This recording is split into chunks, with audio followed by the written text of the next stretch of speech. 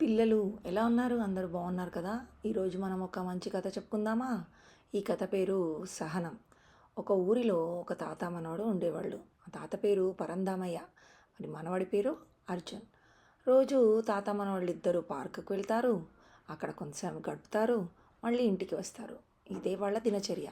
ఒకరోజు అర్జున్ తన దగ్గరున్న కారు బొమ్మ పాడైందని దాన్ని సరిచేస్తూ ఉంటాడు. కానీ అది ఎంతటికీ బాగు అవ్వకపోయేసరికి అతనికి చాలా చిరాకు, కోపం వస్తుంది. దీంతో అతను ఆ విషయం వాళ్ళ తాతతో చిరాగ్గా చెప్తాడు. అప్పుడు వాళ్ళ తాత చిన్నగా నవ్వి, నాన్న అర్జున్, ఏ పని చేయాలన్నా చాలా ఓపిక అవసరం. ఈ చిన్న మొక్క చూడు, ఇది మహావృక్షం కావాలంటే కొన్ని సంవత్సరాలు పడుతుంది.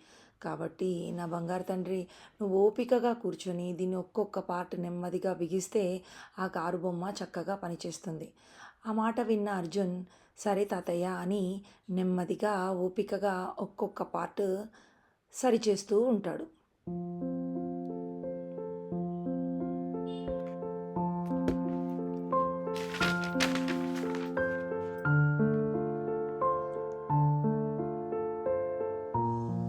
అలా సరిచేసిన ఆ కారు బొమ్మని ఎంతో ఆనందంగా వాళ్ళ తాతగారికి చూపిస్తాడు. పరంధామయ్య కారు బొమ్మను చూసి చాలా చాలా సంతోషపడతారు. పిల్లలు, అర్థమైంది కదా? మనం కొన్ని పనులు సాధించాలి అంటే మనకి ఎంతో ఓపిక, సహనం ఉండాలి. కథ ఎలా ఉంది పిల్లలు? బాగుంది కదా? మళ్ళీ ఇంకో కథతో మళ్ళీ కలుద్దాం. అంతవరకు బాయ్ బాయ్.